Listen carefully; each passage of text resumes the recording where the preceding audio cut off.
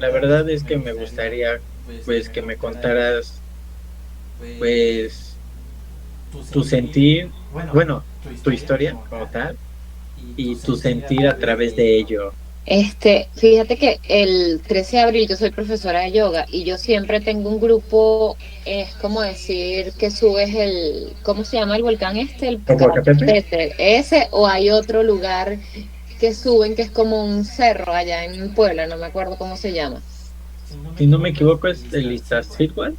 Ese, ¿ves? Fíjate que es como que decir que me quedó una entrada de esas aquí atrás, muy cerca, y yo siempre subo y doy mis clases de yoga y ese día subí, di mi clase de yoga y después me fui a bañarme en una cascada, se me hizo bastante tarde, se me hicieron como las 9 de la noche más o menos, como esta hora. Y me dijeron que no bajara por esta misma entrada porque era peligroso, sino que bajara por otra entrada que da hacia una avenida, hacia una autopista. Entonces yo dije, bueno, voy a bajar por esa salida y voy a pedir un servicio de moto, que es decir, como un Didi, pero de moto. Yo pedí una moto y bien, me recogió en esa salida, me preguntó que por qué estaba bajando por ahí tan tarde y yo le dije que porque me dijeron que por la de San Bernardino, que es la que me queda aquí a 2 cuadras, me dijeron que era peligrosa. Y bueno, yo me puse mi casco, todo, el se identificó como un servicio de Uber, toda la cosa, me monté. Y de repente, en una de las entradas del Ávila, supuestamente, ya averigué y no hay ninguna entrada ahí, pero él se detiene la moto en plena autopista y no deja ni siquiera encendidas las luces intermitentes. Y se detiene supuestamente porque me iba a mostrar una salida del Ávila, que es Ok. por donde se hace sendero. Él no se ha terminado ni de parar cuando yo le digo o sea, no terminé la frase, yo le iba a decir no te pares. Y cuando digo o sea, pasaron yo creo que ni un segundo cuando vino un conductor borracho a 200 kilómetros por hora y claro, él estaba parado en una parte oscura, no puso luces intermitentes ni nada y el conductor llegó y nos rozó así. Y en ese roce nos desmembró la pierna a los dos y ahí Ok. automáticamente caemos en el piso y yo quedo ahí con la pierna desmembrada. El conductor de la moto tenía seguro, lo buscó una ambulancia y yo tuve que durar ahí 1 hora esperando la ambulancia porque yo no tenía seguro. Y entonces en ese momento yo soy profesora de yoga, lo que hice fue, o sea, acudir a las herramientas que yo tengo como profesora de yoga, lo que he enseñado durante años me tocó a mí aplicarlo. Entonces empecé a inhalar en 24, retener en 10 y exhalar en 26. Y yo me acuerdo que ese conteo me llevó como a un estado meditativo muy profundo, el cual hizo que el dolor no se me incrementara tanto ni el sangrado, porque recuerdo que hay una foto de la gente de Yumi Caracas, que es la empresa en la que yo iba de pasajera, y tomaron una foto y ya mi pie sale como desmembrado debajo de la pierna, porque yo me acuerdo haberla levantado desde el piso a ver qué me pasaba, porque sí me dolía, y luego la bajo. Y en lo que la bajo, claro, el pie queda debajo de la pierna, porque ya está guindando. Ok, Porque sí, cuando claro. fue el impacto de alta energía, el pie se salió de golpe, pero quedó guindando. Entonces hay una foto de esa noche y es increíble como solamente hay como 2 manchones de sangre a los lados, pero no hay un derrame de sangre. Y yo me acuerdo cuando llegó la gente de Yumi Caracas y ya había pasado más de 45 minutos y yo no estaba botando sangre. Yo lo que creo que pasó ahí es que, claro, cuando tú haces esa respiración forzosa, llevar la capacidad de la caja torácica a esos estados tan elevados de 24, de 10 y de 26, tú estás como calmando tu sistema nervioso. Entonces, claro, mi sistema nervioso nunca entró en un estado de alerta porque lo que yo hice fue procurarme un estado meditativo. De hecho, yo no sé si tú has escuchado en el yoga o has indagado acerca del yoga, que hay maestros de yoga como Yogananta, por ejemplo, que es un maestro muy antiguo del yoga hindú, que él mismo se procuró la muerte, que es el estado de samadhi. El estado de samadhi es que con las respiraciones, con la alimentación, con los estados de purificación, tú mismo puedes elegir el momento de tu muerte y puedes morir de la manera más feliz posible porque ya sabes cómo procurártela, porque puedes detener los latidos del corazón, porque puedes hacer un montón de cosas a través de la respiración. Y como ya yo tengo más de 12 años enseñando yoga y por supuesto me he formado muchísimo, he leído muchísimo, he hecho mucha práctica, yo apelé a eso en ese momento. Y yo me acuerdo que cuando yo entré en ese estado meditativo, yo sentía como si estuviera levitando, como si una onda gravitacional me estuviera sosteniendo. Nunca entré en estado de alerta, nunca entré en estado de inseguridad, nunca tuve miedo. De hecho, llegué al hospital y en el hospital me hicieron esperar 1 hora más mientras llegaba la doctora. No me pudieron hacer rayos X porque yo venía de emergencia. Aquí en Venezuela las condiciones son muy precarias, entonces como que bueno, no sé qué pasaba con el rayos X, con la cosa, y no se pudo hacer nada. Al final yo vine entrando a quirófano como 2 horas después. Claro, cuando llego al hospital me ponen torniquete. Yo recuerdo que lo único que yo sentía era como un dolor muy fuerte en el pie, como si me hubiese caído una pared encima. Yo recuerdo que mi hija llega a la escena del crimen donde estoy yo tirada, mi hija tiene 18 años, y yo le pregunto a Valeria, le digo, Valeria, ven acá, imagínate que cuando yo la veo, yo me acomodo en el piso como para que ella no me vea sufriendo y no se estrese. Y yo me acomodé y me acuerdo que le dije, Valeria, ven acá, tú eres la que me vas a decir la verdad, ¿qué tengo en el pie? Le digo yo, porque siento que me duele muchísimo. Entonces me dijo, no, mamá, no pasa nada, pero claro, ya andaba con un amiguito, veo que el amiguito se la pone en el pecho y empieza a llorar. Después llega la mujer de la ambulancia y me acuerdo que ya le dije, ¿qué tengo en el pie? Porque me duele. Yo soy profesora de yoga. ¿Tú crees que yo pueda seguir dando clases de yoga? Yo necesito que mi pie esté bien. Y me dijo, bueno, si te reconstruyen, todo va a estar bien.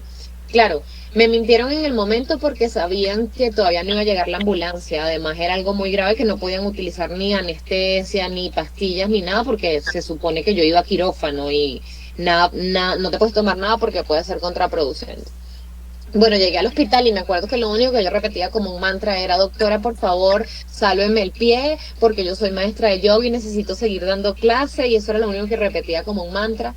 A toda esa pasó como, no sé, 1 hora, 2 horas, entré a quirófano, dijeron que iban a tratar de reconstruir el miembro, sino que iban a tener que amputar. Pero cuando yo levanto la pierna, que estoy tirada ahí en el piso de la Cotamil, que es la autopista, yo veo como que, claro, entre la oscuridad y toda la cosa que estaba pasando, yo vi como si se estuviera desprendiendo el talón y vi como que algo caía. Claro, en ese momento yo pensé que había sido como que el talón me lo había volado. Jamás pensé que había sido la mitad de la pierna, o sea, nunca. Y claro, era tan dramática la cosa que yo me prometí a mí misma más nunca mirar. O sea, como que miré ese momento y no iba a volver a mirar. Y me acuerdo que después yo analizando la imagen, yo dije, o sea, lo que yo vi no fueron los tendones ni el talón caído, lo que yo vi fue totalmente el pie hacia el otro lado caído completo, ¿sabes? Y como guindando nada más de un pedazo de piel. Pero claro, en ese momento no lo analicé. Yo siempre tuve mucha sed y no me quisieron dar agua porque iba a entrar a quirófano. Cuando salgo de quirófano, me acuerdo que yo empiezo a escuchar como unos cantos chamánicos, como si estuviera en ayahuasca, y escucho unas maracas y escucho una cosa así como un lenguaje indígena, y yo decía, ¿qué es esto? Decía yo, y ahí me acuerdo haber respirado profundo y decir, estoy en ayahuasca. Y sentí que fue como aligerar toda la tensión del cuerpo porque como yo pensé que estaba en ayahuasca, yo dije, ah, bueno, todo esto es un mal viaje de la ayahuasca y simplemente estoy en una toma de ayahuasca, no está pasando nada. Y claro, en ese momento pasa la enfermera y dice, son las 8 de la mañana. Y cuando dice, son las 8 de la mañana, ahí sí yo abro los ojos y yo digo, ¿cómo que las 8 de la mañana? Si yo llegué aquí de noche, ¿cómo van a ser las 8 de la mañana? Y apenas me levanto, tengo demasiada sed todavía. Y le digo a la enfermera, ¿usted me puede dar para tomar agua? Que tengo mucha sed. Y me dice, no te puedo dar porque te estás levantando de la anestesia del quirófano, con la que entraste a quirófano. Y apenas se te está despertando la anestesia. Tienes que esperar, te puedo dar para que enjuagues, pero tienes que escupir. Y me da como un líquido azul, me acuerdo yo, enjuagué, y me pone como un envase para escupir. Y en lo que yo me incorporo que voy a escupir, no me veo la pierna. Imagínate esa impresión de que yo no sabía nunca que me iban a quitar la pierna, o sea, nunca pensé eso. Y además que yo tenía como un estado de tranquilidad y de como mucha confianza, ¿sabes? Porque era como que yo sabía que a pesar de que todo fuera tan horrible o tuviera dolor o lo que fuera, sentía como que dentro de todo el caos lo que iba a pasar era lo mejor. Era como que tenía la certeza de eso. Jamás me imaginé. O sea, el peor escenario que yo sentí que podía pasar era como levantarme con muchos clavos. ¿Sabes? Cuando te enyesan toda la pierna y tienes muchos clavos. Así pensé yo que me iba a levantar. Cuando no me vi la pierna, yo que no sé, fue un momento demasiado raro. Fue así como si te sacaran el alma y quedaras en la nada. Ni siquiera es miedo, ni siquiera es inseguridad. O sea, es una emoción muy rara que jamás la había sentido y es como un vacío absoluto. Como que no tiene nombre ni descripción porque es como que te quedas en la nada y es muy confuso también. Pero me acuerdo que en ese momento que yo no me veo la pierna, justo viene la traumatóloga con la que entré a quirófano. Y yo le pregunto, doctora, le dije yo así, ¿qué pasa con mi pierna? Yo sentía que estaba toda esta como en un sueño, como en ayahuasca todavía, no sentía que fuera real. Entonces, ahí él me explicó, me dijo, mira, amor, los maliolos fue muy dulce y fue muy amorosa, muy cercana. Y me dice, los maliolos los tenías completamente destrozado. El pie prácticamente no existía, estaba guindando. Había pasado mucho tiempo, ya la proliferación de bacteria era muy grande.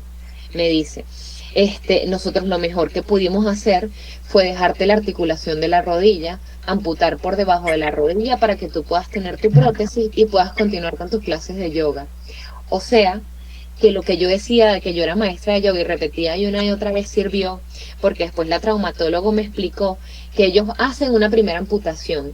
Y en lo que hacen la primera amputación, que es como 8 dedos por debajo de la rodilla, ellos se traen la piel ya, tienen el músculo para cerrar, y en lo que van a encerrar, como yo entro de emergencia, no pueden hacer rayos X, el hueso está totalmente astillado, porque como fue un impacto de alta energía, el borracho venía a 200 kilómetros por hora y él me voló el pie a esa velocidad. Entonces, claro, el hueso desde arriba se astilla, se sale, el peroné estaba todo quebrado, la tibia estaba desde como 4 dedos debajo de la rodilla rota y ellos amputaron 8 dedos abajo. Entonces me cuenta ella que cuando ven que el hueso está roto y ellos ya van a cerrar, ya hicieron la amputación, la gente de cirugía, los cirujanos dijeron, bueno, entonces hay que amputar por encima de la rodilla. Y dijo mi doctora, que fue la que me recibió cuando yo llegué a emergencia, dijo, no, aquí nadie va a amputar por encima de la rodilla porque ella está muy joven y aparte es profesora de yoga. Y me salvó la articulación de la rodilla. O sea que lo que yo repetí siempre sirvió, porque sirvió para ese momento. Y ella dio la orden y dijo, si hay que amputar 2 dedos por encima donde está el hueso astillado, lo vamos a hacer, pero no le van a quitar la articulación de la rodilla. Y de hecho, me dejaron la articulación de la rodilla. Cuando ella me cuenta esa historia, yo empecé como a ver, a tocarme todo el cuerpo, a ver qué más me faltaba, porque fue como que, bueno, o sea, a mí me parecía muy increíble estar viva, porque no entendía cómo un hombre que venía tan mandado, como estando tan vulnerable en una moto, simplemente me había destrozado una cuarta parte de mi cuerpo, cuando 3 centímetros más acá me pudo haber matado, ¿sabes? O si se hubiese metido así, me estripa contra el muro, que fue, el carro quedó pérdida total, se impactó contra el muro y se perdió todo. Y yo no podía entender, yo empecé como a revisarme todo el cuerpo. Y cuando yo vi que solamente me faltaba esa parte del cuerpo, yo entré en un estado de gracia que ni yo misma lo entiendo. O sea, fue así como que el pecho se me llenó de demasiado amor y empecé a agradecer demasiado la vida. Y empezaba a agradecer así como que yo decía, bueno, pero mi otra pierna está completa, mis caderas están completas, mis crestas ilíacas están completas. Yo me veía los brazos, no tenía ni un morado. Y yo decía, estoy completa. No entendía cómo podía estar ahí completa si había sido tan abrupto todo, ¿sabes? Y empecé a agradecer demasiado la vida y después de eso siguieron unos sucesos demasiado hermosos, empezaron a llegar amigas de todos los lugares, empezó a rodar una campaña de que yo estaba en el hospital porque había tenido un accidente muy fuerte. O sea, yo he viajado mucho con mis clases de yoga, las campañas empezaron a salir en italiano, en alemán, en portugués, en español, estaban rodando por todo el mundo, gente de todos los lugares del mundo, o sea, las cadenas de Reiki, de oración, era una cosa que era increíble todo lo que se estaba moviendo porque había pasado eso. Y una amiga, que era la única amiga, que es mi mejor amiga con la que yo quería hablar, yo la llamo y le conté todo el suceso y todo, y me dice, nosotros nos decimos mi love porque somos muy amorosas, ella conmigo, yo con ella, y la vida real somos puro amor, entonces nos decimos mi love, y me dice, mi love, es que es como si hubieses pisado una granada y todo lo que explotó de allí de tu pierna, lo que causó en los corazones de todas las personas fue puro amor. Y yo decía, o sea, qué bella descripción, ¿sabes? Del accidente.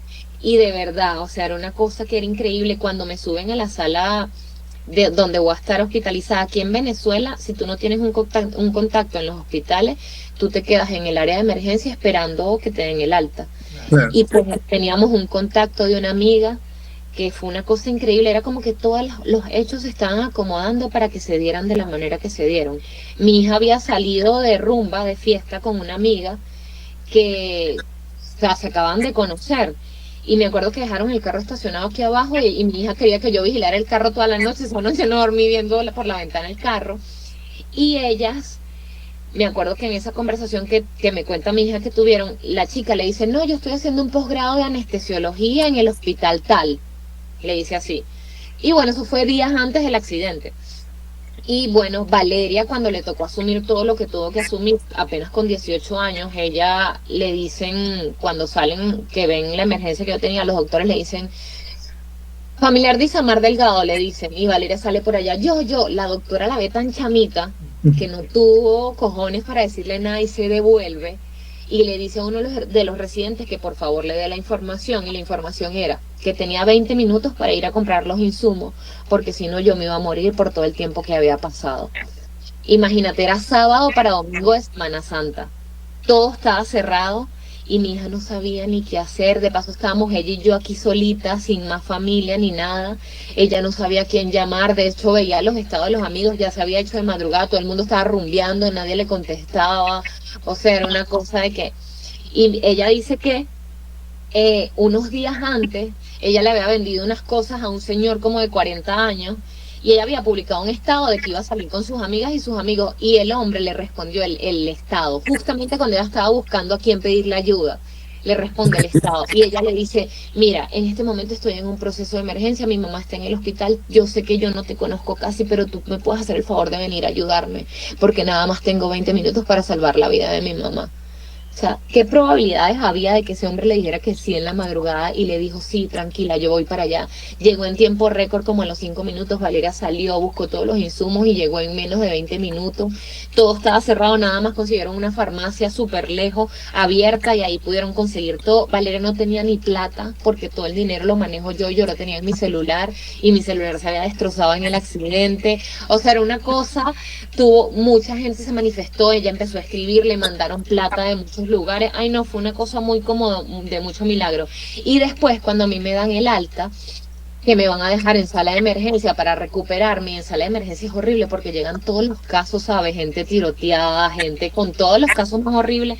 Y ella se acuerda de que ella había salido con su amiga, que era anestesióloga de un hospital X, que ella no se acordaba, pero ella le pregunta, le dice, Valentina, estoy en una emergencia con mi mamá. Eso fue en la mañana cuando yo ya había salido de alta. Y Valentina le dice, ¿y dónde estás? Y ella le dice, en el hospital Domingo Luciani. Y Valentina, ¿por qué no me habías dicho antes si ese es el hospital donde yo trabajo? O sea, una cosa loquísima, porque pasa que creo que hay como 10 hospitales, 20, no sé, mucho. Y todo era como que todo estaba alineado para que dentro del caos todo se diera de la mejor manera posible, y no entendíamos cómo. Es como que de verdad el universo y Dios siempre están obrando. Y así tú creas que tú estás mal o que te está pasando lo peor, dentro de ese caos hay un orden perfecto. Y de verdad, mira, yo te digo, yo no tenía tanto dinero y a mí con todo lo que se movió no me hizo falta absolutamente nada. Y los hospitales acá en Venezuela, si tú no tienes una inyectadora, te mueres porque no tienen cómo ponerte el medicamento. O sea, desde la inyectadora, el suero, todos los insumos los tienes que tener. Y a mí no me hizo, yo estaba prácticamente como una reina ahí en una sala con vista a la montaña, en el hospital, porque la chica esta que es anestesiólogo que trabajaba ahí movió todos los contactos y me consiguió una sala bellísima. Después me consiguió como una cosa que se guindaba aquí, que era como una varita de Harry Potter que tenía un montón de analgésicos, porque ella es anestesióloga. Luego que yo salgo de quirófano, el dolor de la salida de quirófano es peor que con el que entré, porque es el dolor de la amputación, que cuando te cortan hueso, tendones, músculos, articulaciones, nervios. O sea, imagínate, ese dolor sí fue horrible. Y ella sabía que yo iba a salir con dolor, y ya ella, como es anestesióloga, tenía la anestesia preparada. Y yo me acuerdo que cuando yo abro los ojos, que pasa todo esto, lo de la doctora, de repente agarran mi camilla una chica vestida de civil, porque ni siquiera andaba con bata de doctora ni nada, porque era su día libre, de paso, era su único día para librar. Ella se va al hospital y empieza mi camilla a rodar, y yo veo que hay una chica pelo negro, largo, alta, vestida de civil, y yo no entiendo. Yo decía así como que, ya va, pero ¿será que yo estoy soñando? ¿Quién es esta chica? ¿Por qué carga mi camilla? ¿Por qué es tan linda? Y cuando se me despierta el dolor así total del que se me quitó la anestesia, yo la llamo, yo le digo, hey, ven acá, tengo demasiado dolor. Y ella me dice, tranquila, que yo soy la amiga de Valeria, Valeria es mi hija. Y se saca una inyectadora del bolsillo con morfina y me la inyecta. Con morfina y otras cosas más que ella sabía cómo prepararla, porque yo iba a tener demasiado dolor. Y entonces me la inyecta. Yo me acuerdo que cuando me la inyecta, yo hice que... Y me dormí como 15 minutos ahí, o sea, y solté el dolor por completo. Después la camilla sigue rodando porque ahí sí me iban a llevar a rayos X y a ver, descartar cualquier hemorragia interna. Y de repente la camilla está rodando y pasa mi maestra de yoga, que es mi maestra, mi mentora, mi gurú de toda la vida, que es una señora como de 50 y pico de años. Y entonces pasa mientras la camilla está rodando y ella sigue la camilla y me abre la mano y me entrega un aceite relajante de esos doTERRA que son como de rolón. Ujú. Ay, y me lo da y me cierra la mano y me dice, tranquila, mi amor, que aquí estoy yo, estamos toda tu comunidad del yoga contigo, todo va a estar bien, te amo, ya vas a ver que vas a ser la profesora de yoga más sexy de todas con tu prótesis, me dice así. Y después cuando llegué a la habitación, estaban todos esperándome con mucha alegría, con regalos. Recuerdo que llegó una amiga y me trajo como unos yapamala del yoga, que también es profe de yoga, trajo unas pulseras, o sea, muchas, como muchos regalos, mucha abundancia y como mucho amor, ¿sabes? Alrededor. Es como que de verdad se despertó demasiado amor. Y fíjate que en ese momento yo me estaba sintiendo como muy sola. Como decía, ajá, bueno, yo llegué a Caracas, a la capital, pero estoy sola. Que sola nada, yo en ese momento me di cuenta que la gente que estaba conmigo era más de lo que yo pensaba, ¿sabes? Porque de verdad, gracias a muchas personas que se manifestaron en ese momento difícil, es que yo estoy aquí porque si no, nada hubiese sido posible. O sea, me hubiese muerto en el hospital con lo precario que es todo aquí. Que sí es muy como impactante, ¿no? Como Sí, es muy fuerte. Y además no nada más el calor humano, o sea, sino también la energía divina que se mueve a tu alrededor. Porque fíjate eso que yo te digo que me sentí en levitación todo el tiempo, que era como estar en una onda gravitacional. Eso me acompañó como hasta 5 días después de salir de quirófano. O sea, yo tenía como si me rodeara algo, como una grandeza así de tanta gratitud, de tanto amor, de tanto aceptación. O sea, eran sentimientos muy bellos que me sostenían y me mantenían como si me tuvieran cargada, ¿sabes? Y eso siempre me acompañó desde el momento uno. Claro, que también cuando pasó el accidente yo venía de hacer yoga, venía de estar en una cascada con una luna muy poderosa que había esa noche, que era la luna del 13 de abril, y yo venía como de hacerme una purificación, ¿sabes? Entonces yo creo que también todas esas cosas ayudan a que yo me haya mantenido en ese estado. Porque yo venía de hacer ejercicio, venía de meditar, venía de hacer yoga, venía de cosas muy fuertes a nivel energético, ¿sabes? Y entonces yo creo que toda esa energía siempre me estuvo acompañando hasta ahorita, porque yo te lo digo, si lloré una sola vez, es muchísimo.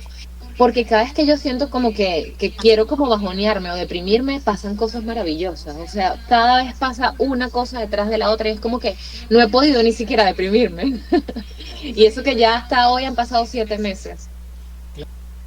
si hubiera sido como más joven, como tal vez tirándola a la adolescencia, unos, no sé, de a 12, 17 años, ¿crees que si fuera necesario? Pues yo considero que sí, pero me gustaría saberlo de una persona que ha vivido como el proceso. Pues sí, como esta ayuda, como aparte de psicológica, como el seguimiento psicológico, pues sí, esa ayuda como de las personas, pues sí, como de todo. Es que no sé cómo explicarme.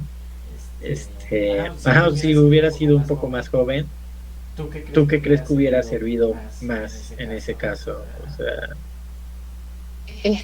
Mira, yo conocí, claro, el mundo de la amputación es un universo grandísimo. Uno cree que no porque nunca has estado en él, pero cuando te toca atravesarlo, o sea, hay más gente pasando por esto de lo que crees.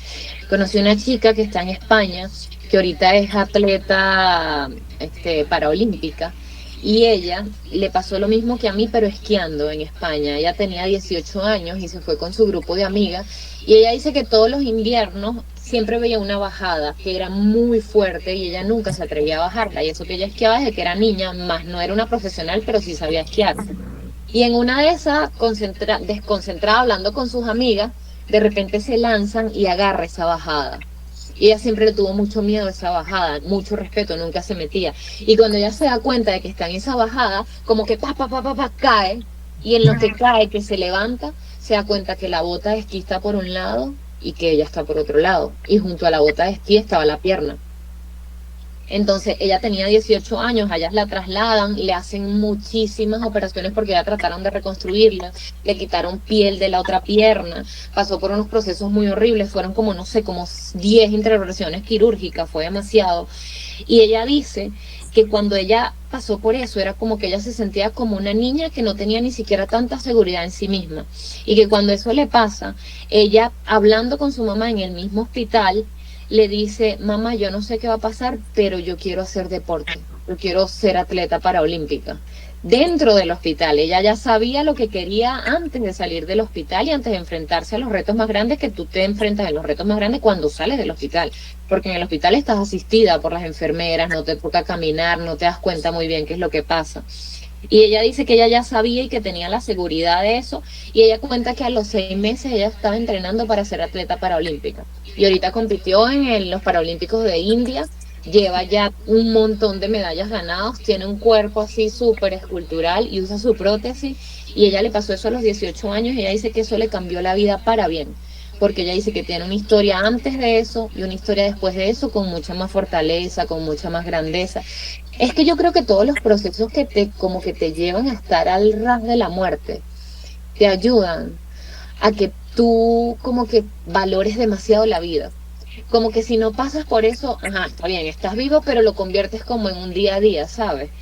Pero cuando te pasa eso, es como que te aferras mucho más a la vida y te vuelves mucho más fuerte, porque es como que de verdad suena muy cliché que te están dando una oportunidad más de vida, pero es que puedes valorarlo, porque estuviste ahí, ¿sabes? A punto de morir, porque estuviste muerto.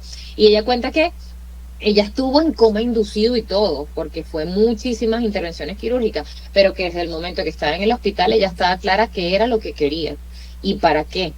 Y ella ahorita es modelo de la vida, modelo de Reebok, modelo, o sea, hace un montón de cosas y es una tipa muy pro y lo que han pasado apenas son como 2 años en su accidente.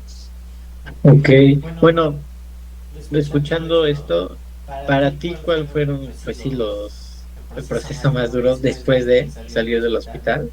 Llegar a la casa porque cuando tú estás en el hospital estás totalmente asistido. Cuando llegas a tu casa es como que todavía no te has dado cuenta que tienes una discapacidad.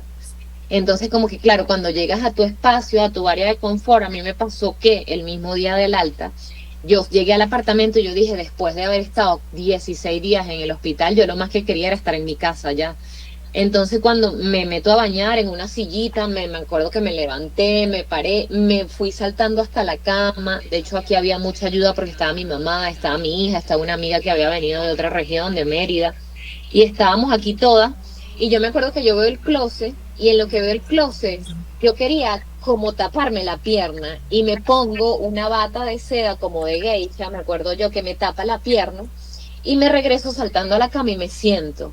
Y en lo que me siento, yo dije, ay, me voy a hacer los rulos, porque me sentía como tan feliz de estar en mi casa, ¿sabes? Me sentía muy regia, me sentía como que estaba bella, ya como que no había pasado nada. Y entonces me paro a buscar una cosa que es para hacerme los rulos, y en lo que me paro, yo me paré con mi pierna, y de repente, en lo que miro así para buscar lo que voy a buscar, fui a dar el paso con la pierna que no tengo, y me fui para abajo. Y claro, en lo que te vas para abajo es como que, sabes, la vida llamándote a lo que de verdad está pasando.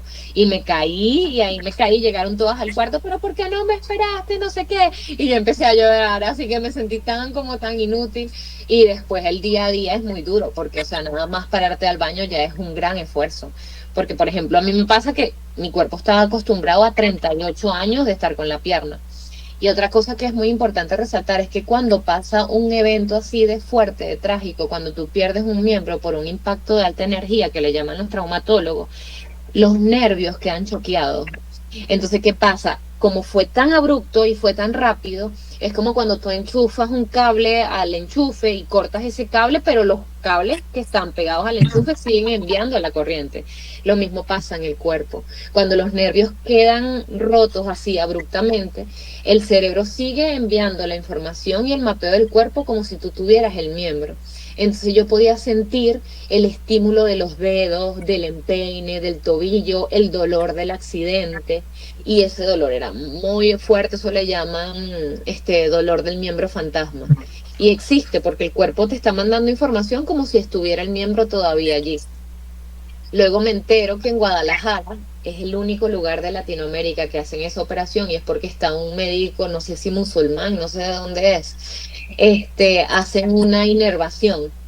Lo que hacen es que agarran, antes de cerrar el muñón, agarran nervio por nervio y lo reintroducen en el músculo y así tu cuerpo ahora tiene un mapeo de circular de hasta donde llegan los nervios.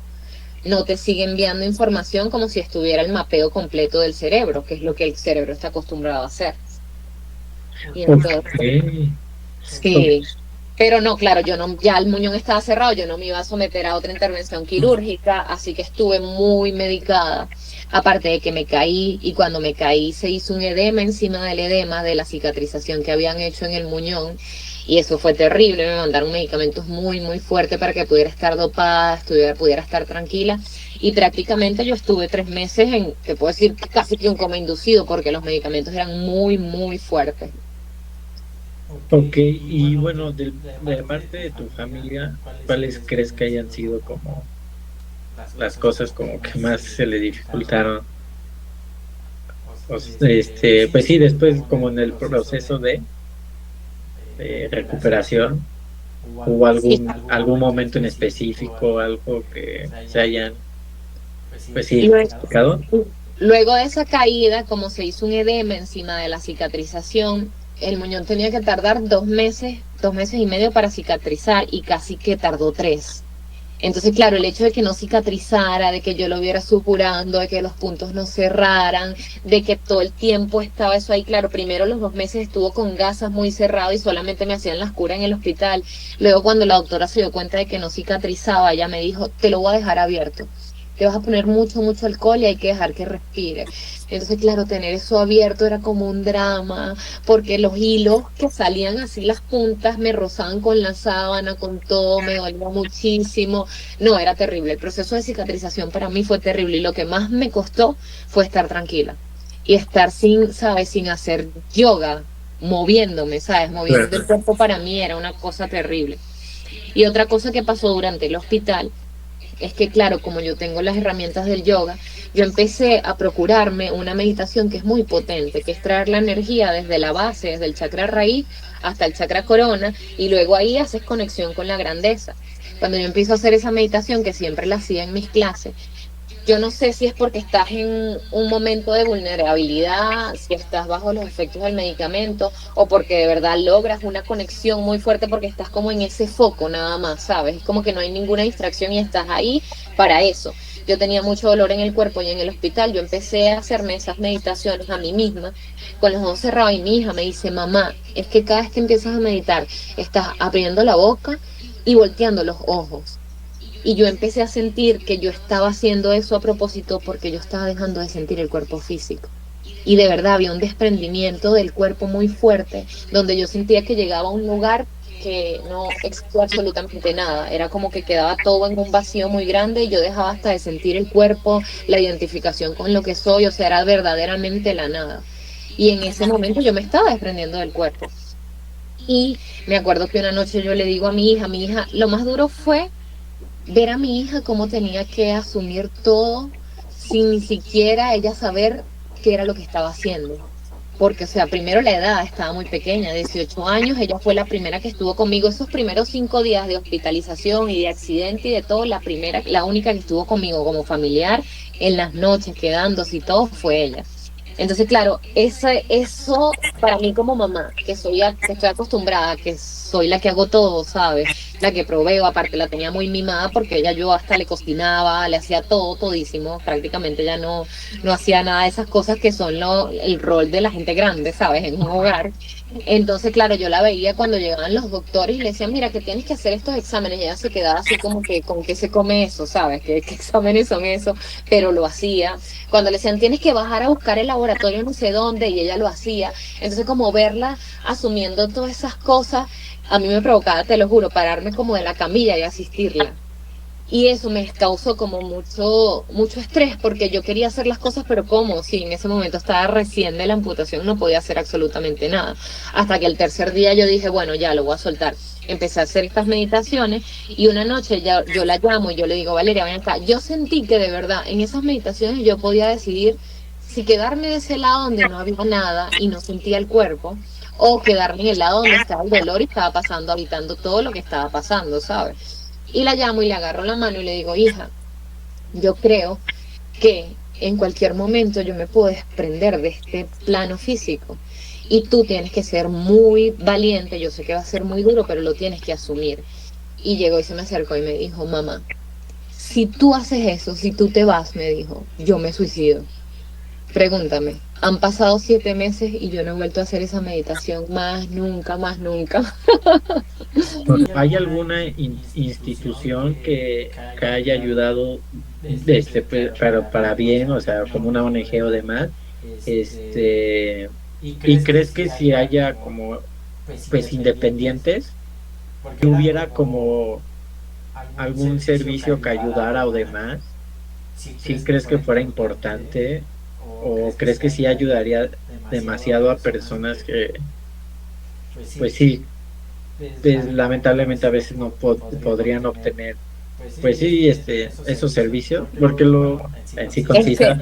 no lo hay. O sea, en el momento en que ella se vio ahí solita, es como que no, sencillamente no tenía a quien acudir, ¿sabes? Y lo otro es que, por ejemplo, que yo veo en países como Europa, la seguridad social, el Estado te da las prótesis y te da la ayuda y te ayuda a pagar gran parte de las prótesis. Por ejemplo, mi prótesis tiene que ser una prótesis especializada porque mi oficio es ser profesora de yoga, es lo que yo vengo ejerciendo por más de 10 años. Y para yo volver al yoga, yo tengo que tener un pie que es articulado. Y ese pie aquí en Venezuela, o sea, allá en México las prótesis son económicas comparadas con los precios aquí. Por ejemplo, el Proflex Terra de Osur, que es uno de los pocos pies que tienen una articulación de tobillo, porque los otros la pisada es plana y no me va a servir para nada. Entonces, ese pie aquí, ¿sabes cuánto cuesta? $36,000. O sea, es una cosa, un exabrupto, solo porque por los temas de aranceles de envío, de entrada al país, de no sé qué, se van los costos elevadísimos. Offshore no está aquí, en México sí hay casa offshore. Y yo estuve preguntando allá en México y en México sale como que, no sé, $6,500. Mira la diferencia. De 6,500 a 36,000 son $30,000 de más, ¿sabes? O sea, es una cosa loca, loquísima, loquísima. Entonces, bueno, aquí todo es muy costoso, no hay esa ayuda. Hay fundaciones, pero las fundaciones lo que hacen es como que, bueno, te ayudan a promocionar. Por ejemplo, yo tengo una campaña de GoFundMe y ellos te ayudan como a promocionar tu campaña de GoFundMe porque son influencers o yo qué sé. Y ahí, bueno, que lleguen los donadores. Pero decir que te van a dar la prótesis en sí o te van a ayudar, bueno, tienes que tener como contactos en los ministerios, ¿sabes? Como ser muy allegada al gobierno. Como Okay, decir, ah, bueno, aquí le llaman a la gente que es así, muy pegada al gobierno, que puede mover los contactos del gobierno, le dicen enchufados. No sé si has escuchado ese término. no, Entonces, sí, no, si eres enchufada o enchufado, ahí sí puedes acudir a que el gobierno te ayude. Pero de lo contrario, si no tienes contactos y eso, no accedes. Tienes que tener tus okay, contactos. Yo creo que es muy necesario porque fíjate que en un momento así de alarma o de emergencia, cuántas vidas no se pudieran salvar, ¿sabes? Cuánto estrés no te pudieras dejar de generar. Porque fíjate, porque mi hija se vivió esos momentos de estrés tan duros, ahorita ya está en un proceso de estrés postraumático, con psicólogo, con psiquiatra. Entonces fíjate, si de verdad hubiese una ayuda o un número donde tú pudieras llamar, a lo mejor esas secuelas, ¿no?, que tiene ahora luego de 7 meses, te las hubieses podido evitar, porque hubieses tenido ayuda. Entonces tu cerebro no empieza a generar esa química de cortisol y de sobrevivencia. Ella tuvo que actuar tan rápido tantas veces y como resolver tantas cosas en un momento que no sabía, que ahorita su cerebro está en estado de sobrevivencia todavía.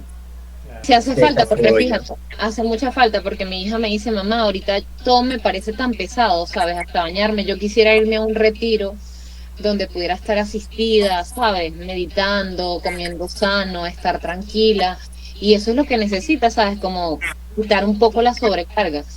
Y bueno, o sea, por parte de que si de una institución o del gobierno no existe, todo es prácticamente privado.